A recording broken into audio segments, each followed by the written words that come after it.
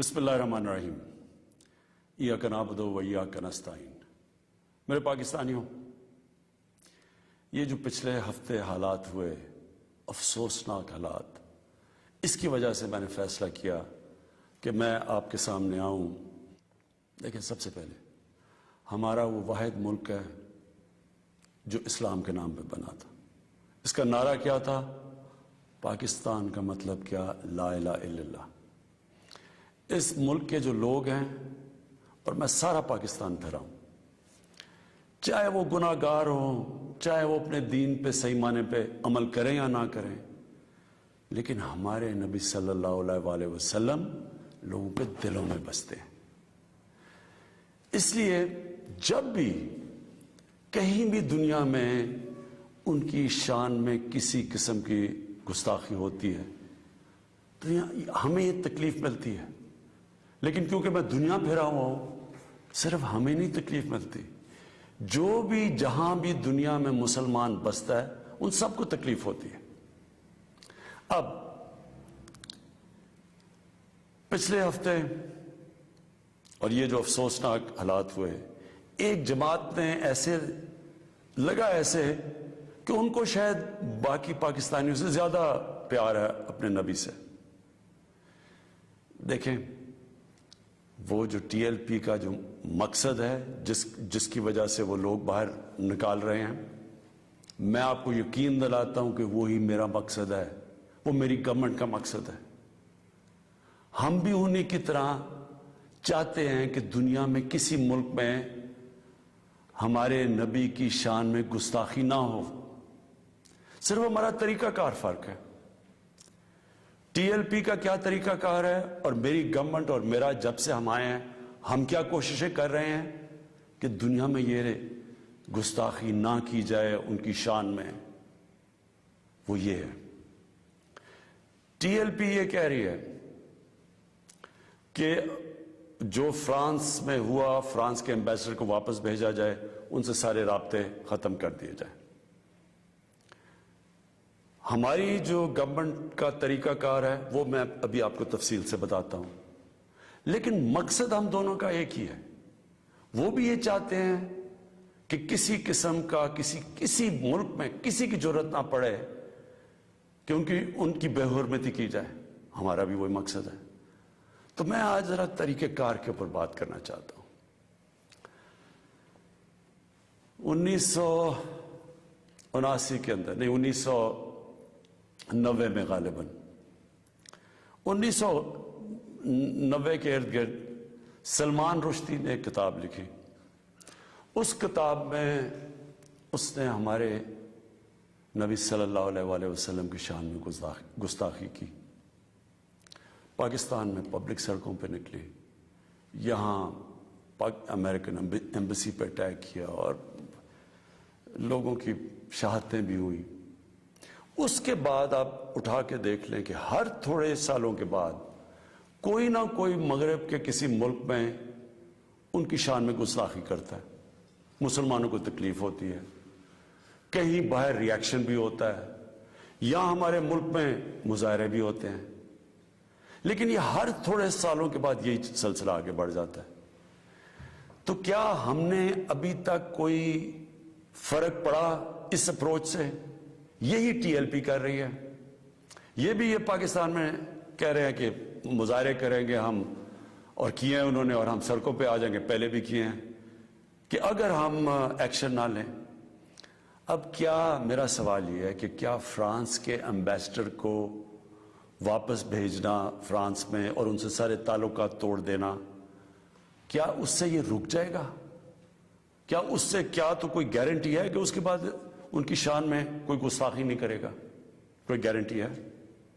میں مغرب کو جانتا ہوں، میں آپ کو گارنٹی کرتا ہوں کہ اگر آپ یہ کریں گے، اگر ہم یہ کریں پاکستان، تو اس کے بعد کسی اور یورپین ملک میں یہی ہوگا، آزادی کے رائے پہ نام پہ۔ وہاں انہوں نے یہ ایک آزادی رائے کا ایشو بنایا ہوا ہے، اس کے نام پہ وہ کہیں گے اچھا آزادی رائے کی وجہ سے انہوں نے یہ کیا، ہم بھی یہ کر رہے ہیں، وہ بھی کوئی گستاخی کریں گے، کیا پھر اس کے ایمبیسڈر کو بھی ہم واپس بھیجیں گے؟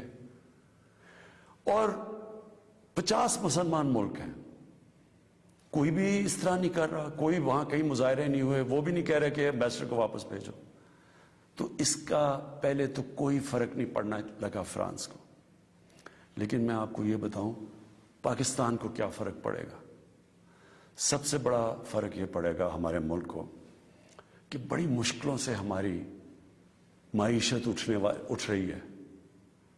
بڑی دیر کے بعد پاکستان کے اندر انڈسٹری اوپر جا رہی ہے، لارج اسکیل انڈسٹری بڑی دیر کے بعد اٹھ رہی ہے، نوکریاں مل رہی ہیں لوگوں کو.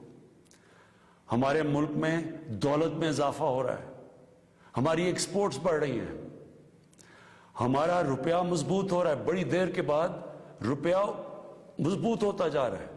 جب روپیہ اوپر جاتا ہے تو مثلا پیٹرول اور ڈیزل سستا کیا ہے، باہر کی جو چیزیں ہم منگواتے ہیں وہ سستی ہونی شروع ہو گئی ہیں. جب ہم فرانس کے ایمبیسڈر کو واپس بھیج کے تعلقات توڑیں گے ان سے، اس کا مطلب کہ یورپین یونین سے ہم تعلقات توڑیں گے. اس کا مطلب کیا کہ جو ہماری آدھی ٹیکسٹائل کی ایکسپورٹس ہیں وہ یورپین یونین میں جاتی ہیں، تو اس کا مطلب آدھی ہماری ٹیکسٹائل ایکسپورٹس وہیں ختم ہو گئی. اس کا مطلب بے روزگاری، فیکٹریاں بند ہو جائیں گی. اور اس کے آگے کیونکہ آدھی ہماری مین ایکسپورٹ ٹیکسٹائل ہے، جب ٹیکسٹائل آدھی رہ جائے گی ایکسپورٹ، ہمارے روپے کے اوپر پریشر پڑے گا، روپیہ گرے گا، مہنگائی بڑھے گی، غربت بڑھے گی. تو نقصان ہمیں ہوگا، فرانس کو کوئی نقصان نہیں ہونے لگا. تیسری چیز اب ہم نے اس کے اوپر جب یہ ہوا تو میں پہلے ذرا آپ کو تھوڑی تفصیل پیچھے بتا دوں. یہ ہم 2-2.5 مہینے سے لگے ہوئے تھے، ہماری گورنمنٹ TLP سے مذاکرات کر رہی تھی. ہم ان کو یہی چیزیں سمجھا رہے تھے کہ اس سے نقصان ہمیں ہونے لگا ہے، ان کو نقصان نہیں ہوگا، ہماری عوام کو نقصان ہوگا. مذاکرات چلتے جا رہے تھے، انہوں نے کہا جی اسمبلی میں رکھو، اور اسمبلی جو فیصلہ کرتی ہے. ہم نے فیصلہ کیا ٹھیک ہے ہم اسمبلی میں یہ رکھتے ہیں. لیکن ہم پھر دیکھنا شروع کیا کہ ان کی موبلائزیشن نیچے ہو رہی ہے، ان کی تیاریاں ہو رہی ہیں اسلام آباد آنے کے لیے. ایک طرف مذاکرات چل رہے ہیں، ایک طرف اسلام آباد آنے کی تیاریاں ہیں. پھر ابھی مذاکرات چل رہے ہیں اور ہم نے یہ فیصلہ کیا ہوا تھا کہ ہم اسمبلی میں رکھیں گے اس ایشو کو. تو پتہ چلا کہ انہوں نے پہلے اناؤنس کر دیا کہ جی اب تو فرانس کا اگر ایمبیسڈر آپ واپس نہیں بھیجیں گے تو ہم سارے اسلام آباد میں دھرنا دیں گے. تو یہ اس کے بعد یہ ہماری بات چیت ٹوٹی. اس کے بعد پھر یہ اریسٹ ہوئے. اب میں صرف آپ کو بتانا چاہتا ہوں کہ اس سے اب تک ہوا کیا ہے ہمارے ملک میں. ذرا دیکھ لیں کہ ہم نے اپنے آپ کو کتنا نقصان پہنچایا. اب تک 40 پولیس کی گاڑیوں کو جلا دیا گیا، لوگوں کی پرائیویٹ پراپرٹی کے اوپر کئی لاکھوں کروڑوں روپے کا نقصان ہوا ہے. 4 پولیس والے شہید ہوئے ہیں، 800 سے زیادہ پولیس والے زخمی ہوئے ہیں. پہلے دن جب شروع ہوا تو تقریباً 100 سڑکیں بلاک کر دی. اس سے جو عوام کو نقصان ہوا، اس سے کئی جو آکسیجن کے سلنڈرز نہیں جا رہے تھے، بیچارے جو کرونا کے مریض ہیں ان میں اموات ہوئی. اور پھر باہر سے کود پڑے لوگ، ہمارے پاکستان کے دشمن. ابھی تک ہم نے جو 4 لاکھ ٹویٹس کو اینالائز کیا ان میں سے 70% فیک اکاؤنٹ سے تھی. مثلا پروپیگنڈا، جس طرح یورپین یونین کی ڈس انفارمیشن لیب نے جب بتایا کہ ہندوستان کی کوئی 600 سائٹس ہیں، فیک سائٹس، میڈیا سائٹس، جس سے وہ فیک نیوز اور پروپیگنڈا کر رہے ہیں پاکستان کے خلاف. تو یہاں بھی ہمیں پتہ چلا کہ 380 ہندوستان کے انڈیا کے گروپ تھے جو کہ واٹس ایپ سے فیک نیوز چلا رہے تھے کہ سول وار ہو گئی پاکستان میں. ہماری پولیٹیکل پارٹیز، مجھے افسوس سے کہنا پڑتا ہے کہ وہی JUI جو فضل الرحمان کی پارٹی، وہ بھی بیچ میں شامل ہو گئی کہ کسی طرح گورنمنٹ کو ڈی سٹیبلائز کریں، ملک کو نقصان پہنچائیں. ساتھ وہ نون لیگ. اب ان سے میں پوچھتا ہوں کہ جب یہ سلمان رشدی نے کتاب لکھی تھی تو نواز شریف تو پہلی دفعہ پرائم منسٹر بنے تھے، کتنی انہوں نے سٹیٹمنٹس دی تھی. کتنی دفعہ انہوں نے کسی فورم میں کہا تھا کہ اس نے بڑا غلط کام کیا، مسلمانوں کے دلوں کو تکلیف پہنچائی ہے؟ کتنی دفعہ کسی بھی مسلمان ہیڈ آف سٹیٹ نے کسی انٹرنیشنل فورم پہ اس پہ بات کی تھی؟ تو آج ان کے ساتھ مل گئے ہیں صرف انتشار پھیلانے کے لیے۔ دیکھیں، اب یہ میں نے آپ کو بتایا کہ ایک اپروچ ہے کہ اپنے ملک میں مظاہرے کرو، اپنے ملک کو نقصان کرو، کوئی فرق نہیں پڑتا فرانس کو، اچھا ایمبیسڈر واپس بھیج دو، کوئی فرق نہیں پڑتا۔ اب یہ سنیں کہ میری اپروچ کیا ہے۔ مقصد تو ہمارا ایک ہی ہے۔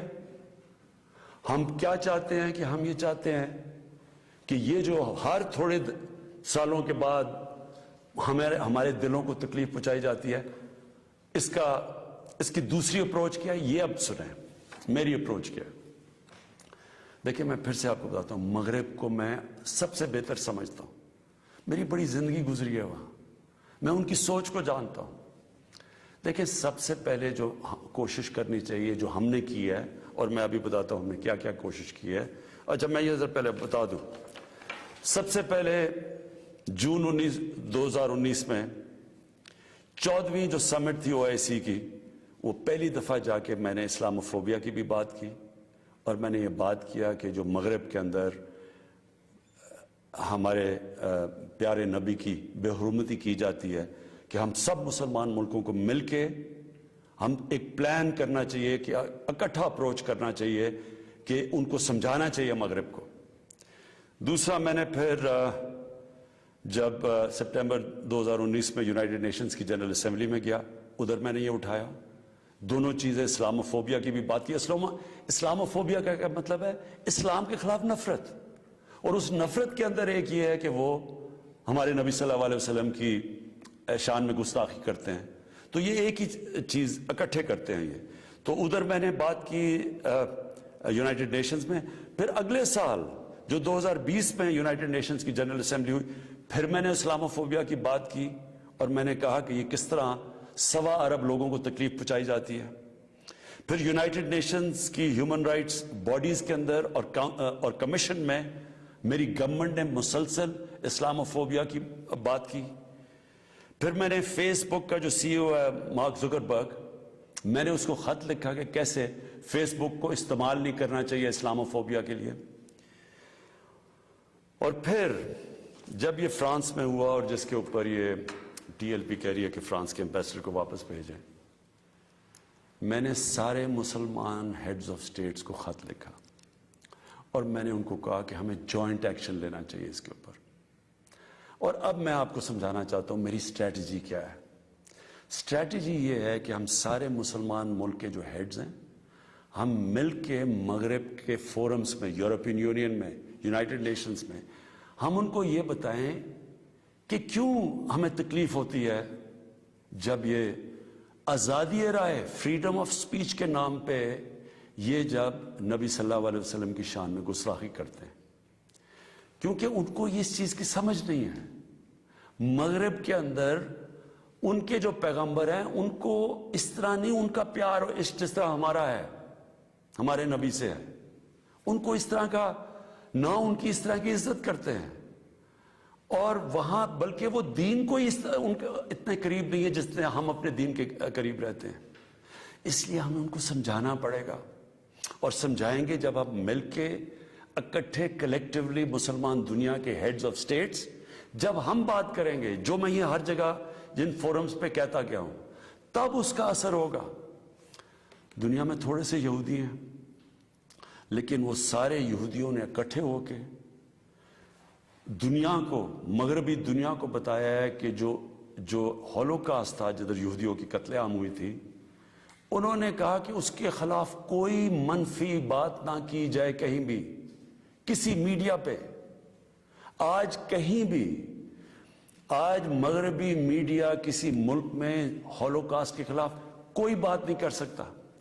4 یورپین ملک ایسے ہیں جدھر جیل میں ڈال دیتے ہیں اگر آپ ہولوکاسٹ کے خلاف کوئی منفی بات کریں۔ تو کیا ہم یہ نہیں ان کو باور کروا سکتے کہ ہمیں کتنی تکلیف پہنچتی ہے؟ اور یہ صرف، اور یہ ہم تب کریں گے جب ہم کلیکٹیولی مل کے کریں۔ اور میں آپ کو یقین دلاتا ہوں، کیونکہ میں مغرب کو سمجھتا ہوں، ان کو سمجھ ہی نہیں ہے اس چیز کی۔ جب ہم پروٹیسٹ کرتے ہیں، جب ہم مظاہرے ہوتے ہیں وہ سمجھتے ہیں مسلمان آزادی رائے کے خلاف ہے، اور وہ پھر بجائے اس کو سمجھنے کے وہ پھر اور کوئی جان کے شرارت کرتے ہیں ہمیں تکلیف دینے کی۔ اس لیے پہلا تو یہ چیز ہے۔ اور دوسرا میں جو کہنا چاہتا ہوں وہ یہ دوسرا طریقہ کیا ہے کہ جب ایک 50 مسلمان ملک مل کے یہ کہیں گے کہ اگر کسی ملک میں سے اس طرح کیا گیا تو ہم سارے مل کے ان کا ٹریڈ بوائیکاٹ کریں گے، ان کی ہم چیزیں نہیں خریدیں گے، اس کا اثر ہوگا۔ اس طرح ہم اپنا جو ہم مقصد ہے اس پہ پہنچ سکتے ہیں۔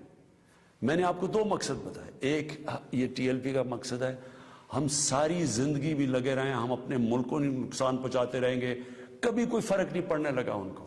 جو میں کیمپین کر رہا ہوں، میں آپ کو یقین دلاتا ہوں کہ یہی طریقہ ہے کہ انشاءاللہ ایک دن ان کو سمجھ آ جائے گی، اور وہ دن دور نہیں ہے۔ میں آج آپ سب کے سامنے کہتا ہوں کہ میں ذمہ داری اس کی لیتا ہوں، میں ہی سے کیمپین کو لیڈ کروں گا، لیکن میں انشاءاللہ اپنی قوم کو مایوس نہیں کروں گا، اپنے مسلمانوں کو مایوس نہیں کروں گا۔ ہم انشاءاللہ ان کو یہ ایک دن سمجھا دیں گے کہ جس طرح اگر وہ یہودیوں کے لیے سینسٹیو ہیں، ان کو تکلیف نہیں دینا چاہتے، تو ہم تو سوا ارب مسلمان ہیں، ہمارے بھی دل ہیں، ہمیں بھی تکلیف ہوتی ہے، اور جیسے جیسے ان کو اس چیز کی سمجھ آ گئی، یہ ہم اپنا مقصد پہ پہنچ جائیں گے۔ آخر میں اپنے علماء ان کو خاص طور پہ کہنا چاہتا ہوں کہ آپ کو اس میں ہمارے ساتھ مل کے، میرے ساتھ مل کے میری تائید کرنی چاہیے، ہماری مدد کرنی چاہیے، کیونکہ یہ جو چیزیں یہ جو ہو رہے ہیں ہمارے ملک کو نقصان پہنچ رہا ہے، اس سے تکلیف پہنچتی ہے۔ ہماری پولیس سے جو ہوا ہے، 800 پولیس انجر ہوئی ہے، جو ان کو کئی ہسپتالوں میں پڑے ہوئے ہیں، تو اس سے کس کو فائدہ ہوا ہے؟ کیوں ہندوستان کی یہ جو ویب سائٹس ہیں جو اس کے اندر کود پڑی ہیں، یہ دشمنوں کو فائدہ ہوا ہے؟ قوم کو کیا فائدہ ہوا اس سے؟ قوم کو تو صرف نقصان ہوا ہے، اور جو مقصد ہے ہمارا اس سے تو اس پہ نہیں پہنچ رہے ہم۔ کوئی فرق نہیں پڑے گا کسی مغربی ممالک کو، جو ہم مرضی ہم اپنا ملک کا نقصان کریں، جرم کہیں اور ہو، ہم اپنے اوپر خود کو حملہ کر دیں، یہ کون سی عقل اور سمجھ ہے؟ تو میں آپ سب کو کہوں گا، اپنی قوم کو کہوں گا کہ یہ ٹائم ہے اکٹھے ہونے کا۔ ہمارا ملک بڑی مشکلوں سے ایک اس طرف نکل رہا ہے کہ ہم اب اوپر آنے والے ہیں، ہماری معیشت اٹھ رہی ہے، لوگوں کو روزگار مل رہا ہے، ہمارا روپیہ مضبوط ہو رہا ہے، ہمارا ملک کا ڈائریکشن ٹھیک ہے۔ تو یہ ٹائم اپنے ملک کو نقصان پہنچانے کے لیے نہیں ہے، یہ صرف ہمارے ملک کے دشمن ہمیں نقصان پہنچائیں گے۔